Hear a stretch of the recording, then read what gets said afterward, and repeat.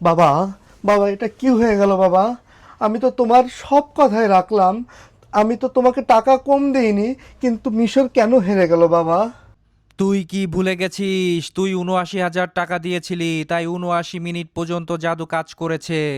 তুই কি ভুলে গেছিস সেই দিনের কথা? মনে করে দেখ। বাবা, কালকের ম্যাচে আর্জেন্টিনা যেন একটাও গোল করতে না পারে, সেই ব্যবস্থা তোমার করতে হবে বাবা। যদি প্রতি মিনিটের জন্য ১,০০০ করে ৯০,০০০ টাকা দিস, তাহলে কালকে আর্জেন্টিনা ৯০ মিনিটের মধ্যে কোনো গোল করতে পারবে না। বাবা, তোমার এই গরিব বৎস তোমার জন্য এই ৭০,০০০ টাকা নিয়ে এসেছে বাবা। ৭০,০০০ টাকায় হবে না, তাহলে ৭০ মিনিট পর্যন্ত আমি জাদু কাজ করবে, এরপরে আর জাদু কাজ করবে না।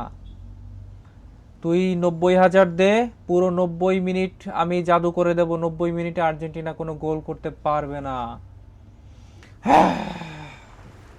৭০ মিনিট?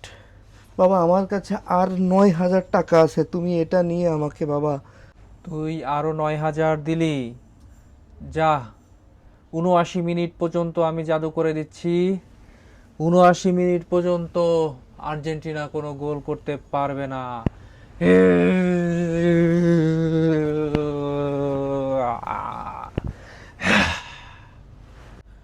ঠিক আছে বাবা, ৭৯ মিনিট পর্যন্ত যদি ওরা গোল দিতে না পারে, তাহলে আর টেনশন নেই, ওরা জিততে পারবে না।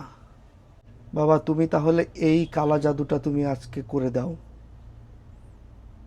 ঠিক আছে, আমি সেই জাদু করে দেব। হায় হায়, আমার কি হলো?